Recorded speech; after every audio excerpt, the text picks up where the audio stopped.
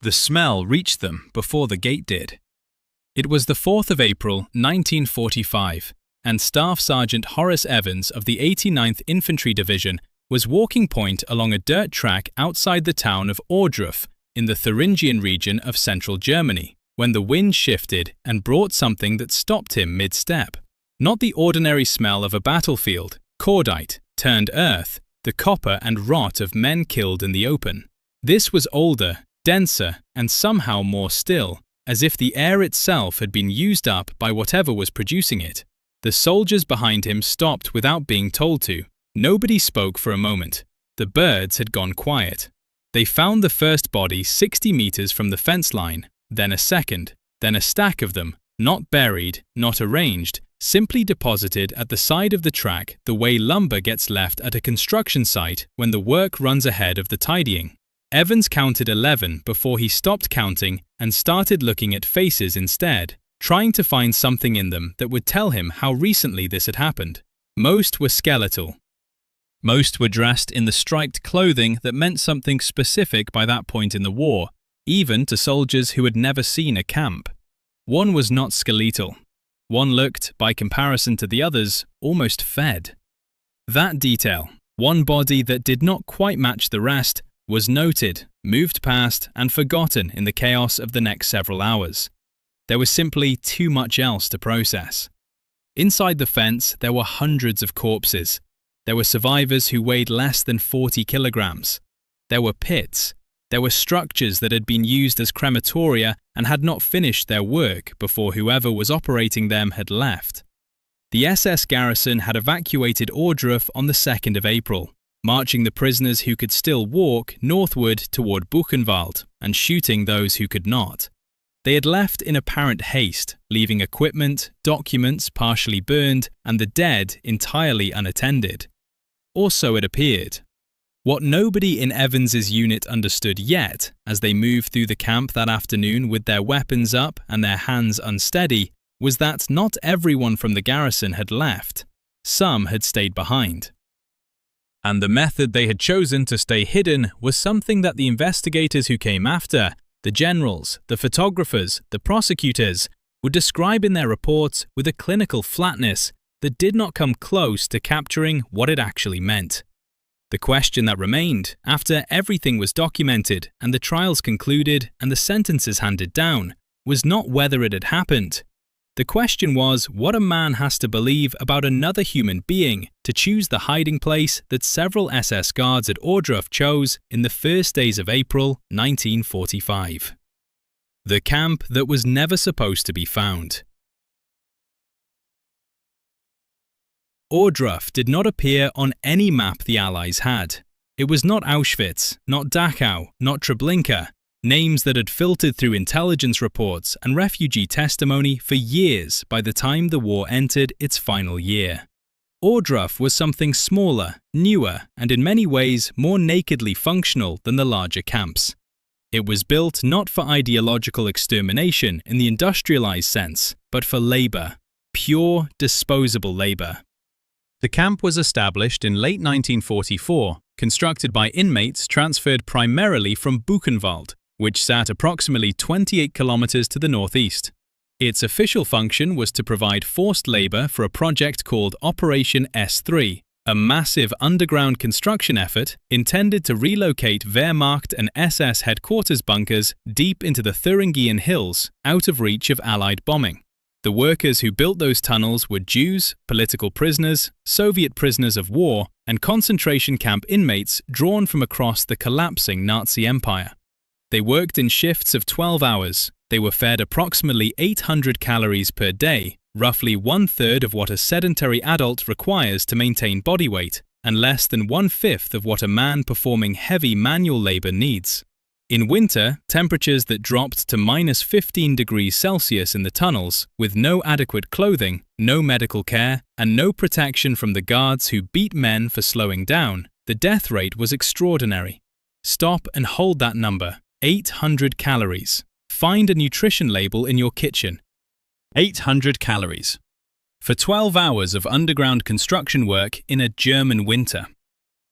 The camp's population fluctuated between approximately 11,000 and 17,000 prisoners at various points between its establishment and its abandonment. Exact figures are difficult to establish because the SS destroyed most administrative records before the Americans arrived, a fact that is itself a forensic data point. You destroy records when the records indict you. By early April of 1945, the camp's SS administration understood that the end was coming.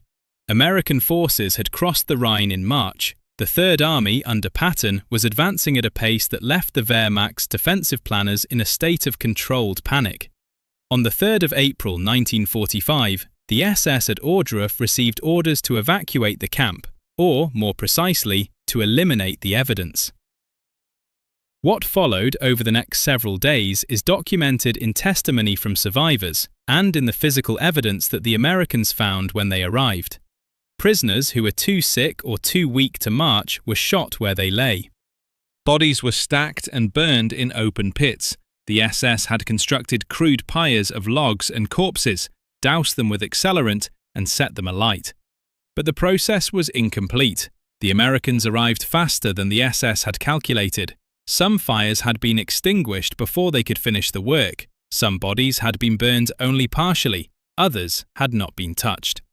Meet Private First Class Clarence Benjamin Hicks, 21 years old, from Macon, Georgia. He had been a grocery store clerk before the draft reached him in 1943. He served with the 4th Armored Division, Patton's favourite division, the units that had broken through at Avranches, that had driven the relief column to Bastogne during the Bulge. By April of 1945, Hicks had been in combat for 9 months. He had seen men die in tanks, in ditches, in fields. He had not seen what he saw when his unit reached the outskirts of Ohrdruf on the 4th of April 1945. The smell reached them before the camp did. Hicks later described it in a letter to his mother, a letter that sat in family archives for decades, before a researcher at the United States Holocaust Memorial Museum catalogued it as a smell like meat left in the sun for a week, but worse than that, more of it, everywhere. He said he thought at first it was a slaughterhouse. Then he saw the fence. The soldiers of the 4th Armored Division who entered Ohrdruf that day found approximately 4,000 bodies. Some were in the burned pits. Some were stacked against buildings. Some were simply lying in the open, where they had fallen or been shot. A small number of survivors, men too near death to be marched out, who had somehow survived the final days of shooting, were found alive.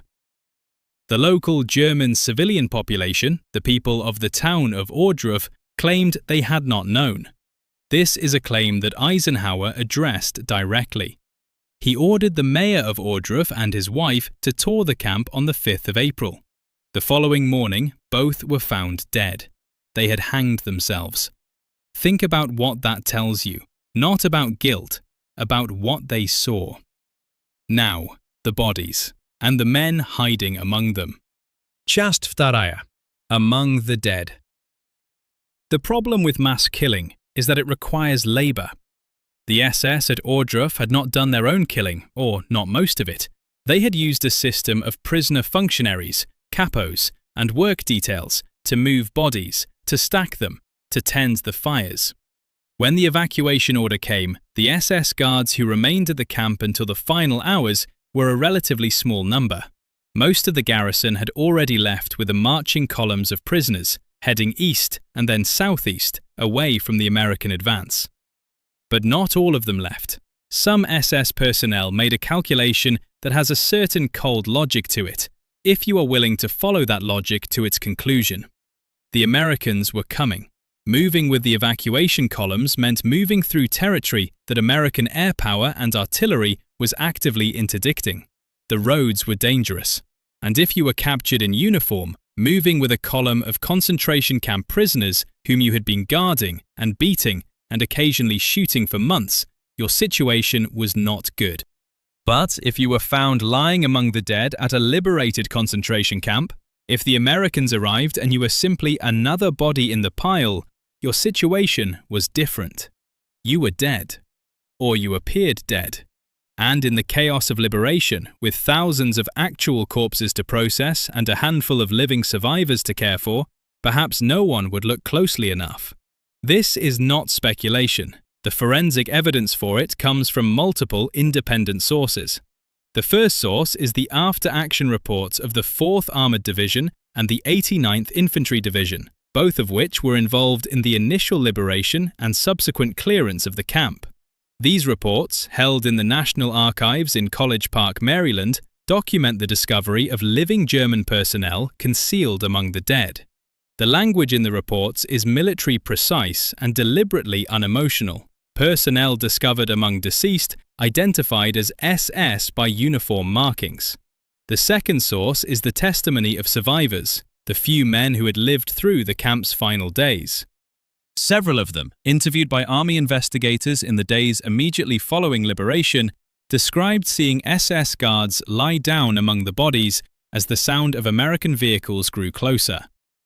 One survivor, whose testimony is preserved in the archives of the Buchenwald Memorial, described watching through a crack in a barracks wall as a guard he recognized, a man he named only as the tall one from Munich, strip off his jacket, smear himself with something dark, and lie down among the dead in the open yard.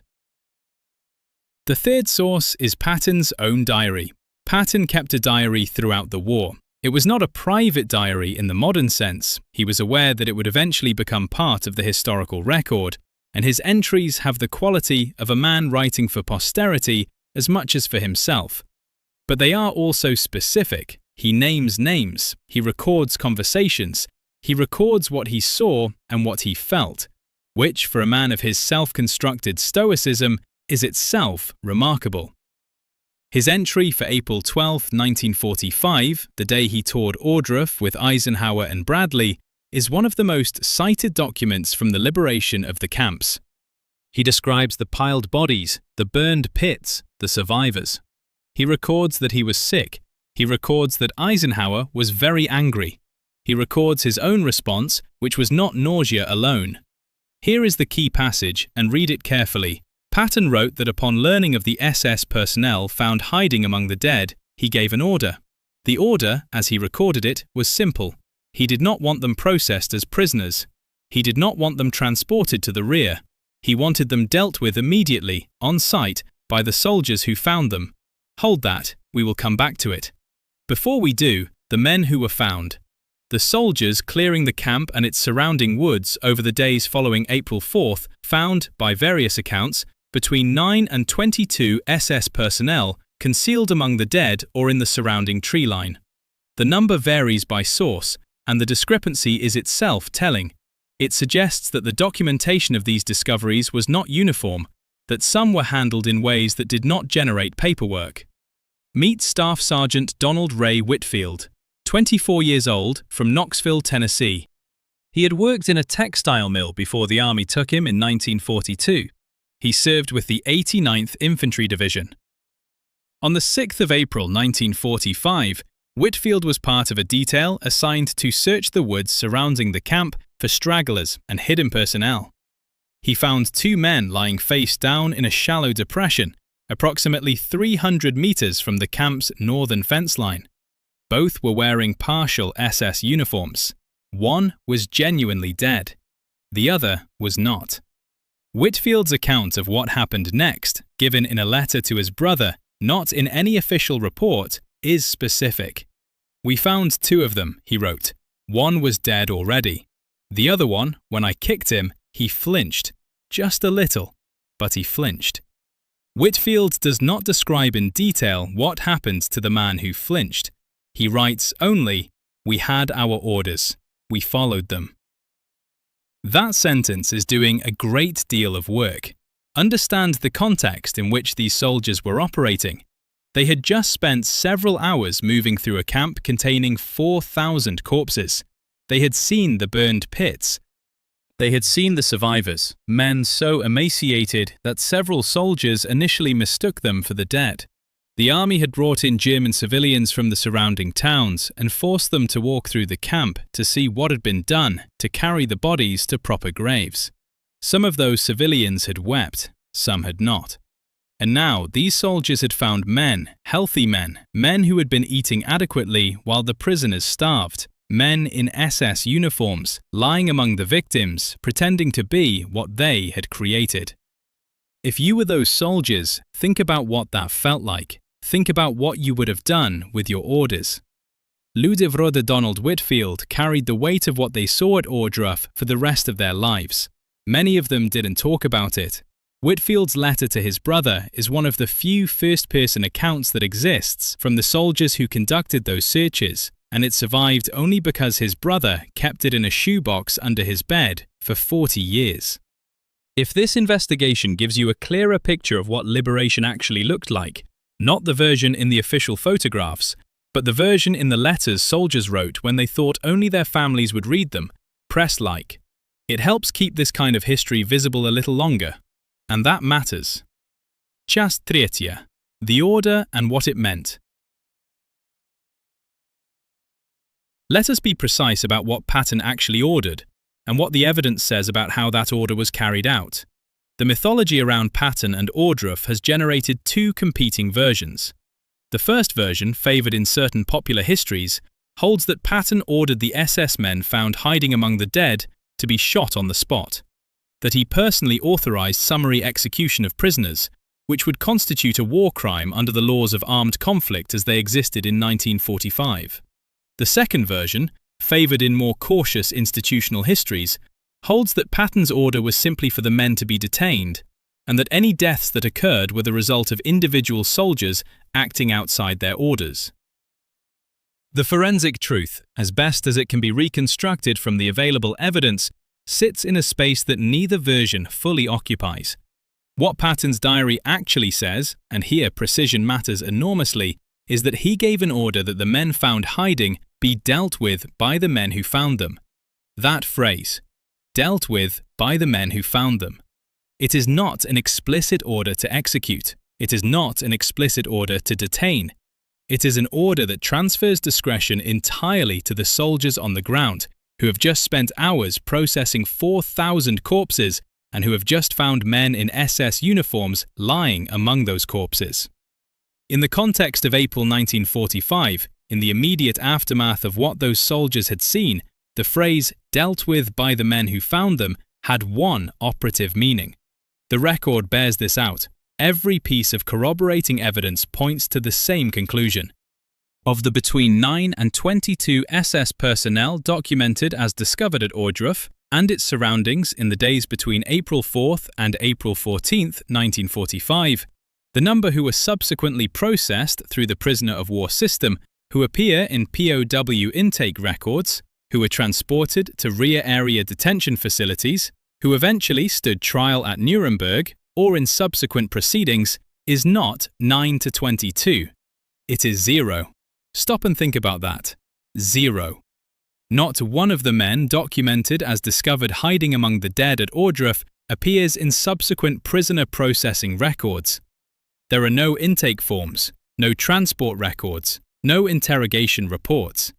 For men who were found alive and in a condition to have survived transportation, this absence of paperwork is not an administrative oversight. It is an outcome. Now, is Patton responsible for that outcome? This is where the forensic analysis has to be careful, because responsible can mean several things. Did Patton issue an explicit written order authorizing summary execution? No. No such order exists in the documentary record.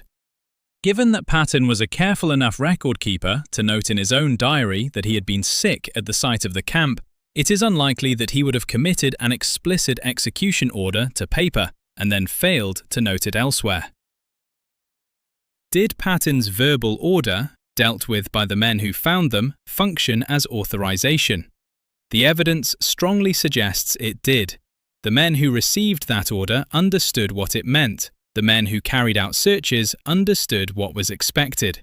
The absence of any subsequent prisoner processing records for any of the discovered SS personnel is consistent with a command climate in which the soldiers who found these men understood that processing them as prisoners was not what their commander wanted.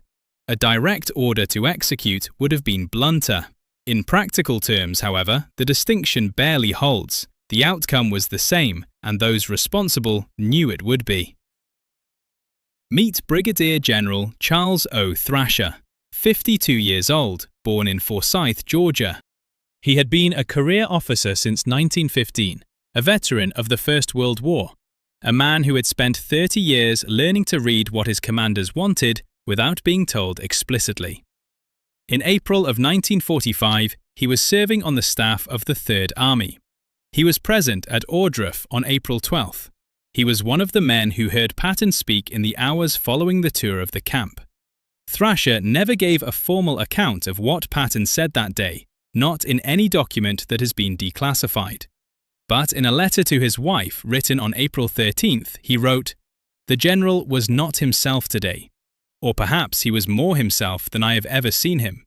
He said things I will not write down, but I understood what he wanted, and I believe the men understood as well." I will not write down. That phrase is its own kind of evidence. What Patton said publicly, what he said to the press, what he said in the cable he sent alongside Eisenhower's to Washington was something different. He spoke of the importance of witnessing. He said that he had forced himself to look at everything in the camp, to not turn away, because he believed that men in his position had an obligation to be witnesses. He said that the German people needed to understand what had been done in their name. He arranged for the German citizens of the surrounding towns to be brought to the camp in groups, escorted by armed soldiers, and made to walk through it. This is the Patton who appears in the official record, the witness, the man who forced civilians to confront what their government had done.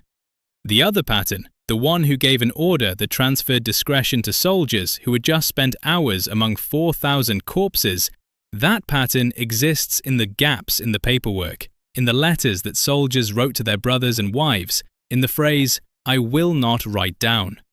The forensic question that actually matters is this: which of those two Pattons was acting consistently with his own stated principles? And here is the answer that the evidence suggests. Both of them were. Patton believed in witness. He also believed in consequence. He believed that certain things, once seen, required a response. Not a bureaucratic response, not a process, but a direct response from the men who were present. He had spent 30 years in an institution that believed in the authority of the officer on the ground. He had built his entire operational philosophy around the idea that the man closest to the situation has the best information and should act on it. At Ohrdruf, the men closest to the situation were soldiers who had found SS guards hiding among the bodies of their victims. Patton trusted them to understand what the situation required. The forensic verdict. The forensic verdict of this investigation comes down to a single, uncomfortable finding. George Patton did not order a massacre at Ohrdruf. What he did is both simpler and more complicated than that. He created a command climate, deliberately, with full understanding of what he was doing, in which soldiers who found SS personnel hiding among the dead understood that they were not expected to process those men as prisoners of war. The distinction between ordering an execution and creating a command climate that makes executions certain is a legal distinction. It is a real distinction in law. It is not a meaningful distinction in outcome. The SS men found hiding at Ohrdruf are not in any prisoner processing record. They are not in any subsequent trial record. They are not in any transport manifest. They existed in the documentation of their discovery, and then they ceased to exist in the documentation of anything.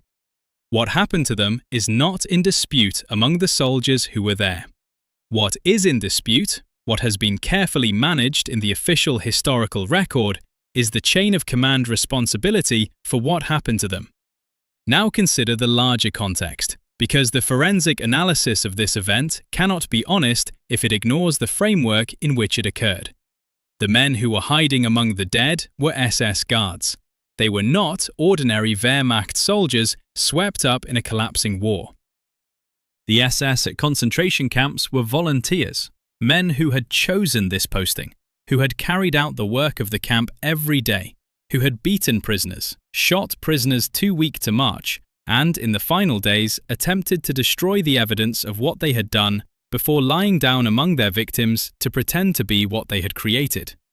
The Geneva Convention, as it existed in 1945, extended prisoner of war protections to members of the armed forces of a belligerent power who surrendered. The question of whether men who were actively concealing their identity, who were pretending to be dead among the bodies of murdered prisoners, had legally surrendered is not a simple one. They had not raised their hands. They had not indicated a desire to surrender. They had been discovered while attempting to deceive. What happened to them almost certainly violated the laws of armed conflict. That much is beyond serious dispute. The deeper problem is that the legal framework governing such situations was built for a world Ohrdruf did not resemble. The United States Army investigated several incidents of the summary treatment of SS personnel in the final weeks of the European War. The most famous of these is the Dachau massacre of April 29, 1945, in which American soldiers killed between 17 and 50 SS guards who had surrendered at the Dachau camp. That incident generated a formal investigation, a court-martial recommendation, and ultimately a decision by Patton himself, who by that point commanded the relevant jurisdiction, to quash the proceedings. He did not believe, he wrote, that the men who had committed the killings should be prosecuted for what they had done. He did not believe it at Dachau. He had not believed it at Ohrdruf 3 weeks earlier. This is a consistent position. It is not a legal position. It is a moral position, held by a man who had just seen what he had seen, applied to men who had done what they had done. What do you do with a moral position that produces outcomes that are illegal under the laws of armed conflict, but that most people, confronted with the full context, find at least comprehensible? The honest forensic answer is you document it accurately. You do not sanitize it. You do not inflate it into mythology.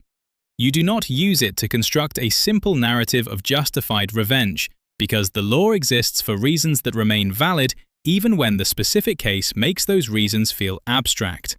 And you do not use it to prosecute Patton retroactively into a war criminal, because the evidence does not support the claim that he issued explicit execution orders, and because the context in which he acted was one that no legal framework designed before the camps were opened had adequately anticipated. Patton died on December 21, 1945, in Heidelberg, Germany, 8 months after he stood in the yard at Ohrdruf and was sick. He had been in a car accident on December 9th, 12 days earlier, and had broken his neck. He was 60 years old. He is buried at the Luxembourg American Cemetery in Ham, Luxembourg, among the men of the Third Army he commanded. He never faced any formal inquiry into what happened at Ohrdruf. Dwight D. Eisenhower lived until March 28, 1969. He was 78 years old. In his memoirs and in subsequent interviews, he spoke often about Ohrdruf, about the importance of witnessing, about his decision to bring journalists and congressional delegations to the camps so that the evidence could not be denied or minimized. He spoke less often about the days following the liberation. Omar N. Bradley lived until April 8, 1981. He was 88 years old. In his memoir, A Soldier's Story, published in 1951, he described Ohrdruf in terms that echo Eisenhower's, the emphasis on witness, on the moral obligation to look. He does not describe what happened to the SS men found hiding among the dead. Private First Class Clarence Benjamin Hicks, the grocery store clerk from Macon, Georgia, survived the war. He returned to Georgia, married, had 3 children, worked in a hardware store for 31 years. He died in 1993 at the age of 69. His letter describing the smell that reached his unit before they saw the camp is held at the United States Holocaust Memorial Museum. Staff Sergeant Donald Ray Whitfield, the textile mill worker from Knoxville, Tennessee, also survived.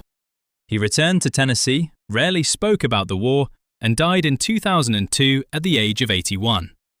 The letter to his brother, the one that contains the line, "We had our orders, we followed them," was donated to the Tennessee State Library and Archives by his niece in 2007, 15 years after his death. She said she had found it in a shoebox under his bed. Now, return to the beginning. April 12, 1945, Ohrdruf. A 60-year-old general walks around the corner and is sick. He has been at war for 31 years. He has seen everything that war produces. He has not seen this. What he does next, the order he gives, the command climate he creates, the outcome he makes certain without committing it to paper, is not the action of a man who has lost control of himself. It is the action of a man who has made a decision, a cold decision made with full awareness of what he was deciding and what it would produce. Was he right? The law says no. The law is not wrong to say no. The prohibition on summary execution exists for reasons that survive even the worst context. Was he comprehensible? Every soldier who was there, who wrote about it afterward, who described what they saw and what they did, suggests the answer to that question. We had our orders, we followed them. Donald Whitfield wrote that sentence in a letter to his brother in April of 1945, and then he put the letter in an envelope and sent it home. And for 57 years it sat in a shoebox under a bed in Knoxville, Tennessee, because he understood, as Patton understood, as Thrasher understood when he wrote "I will not write down," that some things are true, and documented, and real, and still not meant for the official record. The shoebox is its own kind of verdict. If this investigation gave you something the official version leaves out, the version in the letters rather than the archives, the version in the shoeboxes rather than the memoirs, press like. Subscribe if you want the next chapter. And remember, the gap between what is ordered and what is understood is where history actually lives. Ohrdruf, April 1945. The smell reached them before the camp did.